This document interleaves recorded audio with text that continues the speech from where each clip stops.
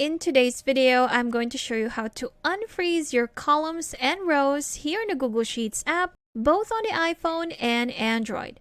So I actually have my Google Sheets app open right here on the iPhone, and I have some movie titles and some checkboxes next to it. Now, if you want to learn how to insert a checkbox on the Google Sheets on your iPhone, I have a separate video about this that you need to check out. I'll be leaving a card at the top right corner, and you can just go back to that later.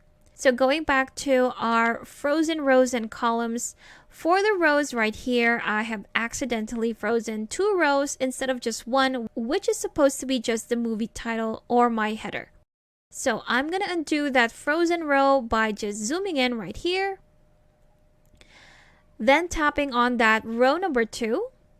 Tap on it again until your options appear. Tap on the arrow pointing to the right to see more options. And there you have it. We have unfreeze 2 rows. If I select that, there you have it. That row is no longer frozen. Now I can just go back to row number 1, tap on it again, then select freeze row. There you have it. Now my other problem would be I've also frozen my first row, which has hidden most of the names or the movie titles right here. Unless I zoom out, will then they be visible, but of course too small for me to read.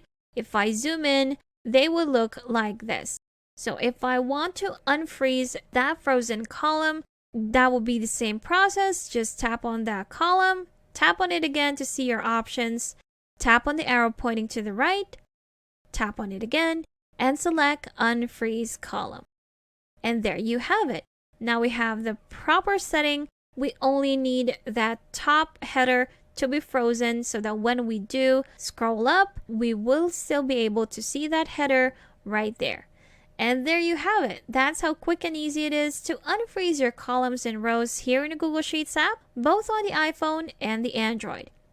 Thank you for watching this quick tutorial. Make sure to subscribe for more helpful videos, and I will see you in the next one.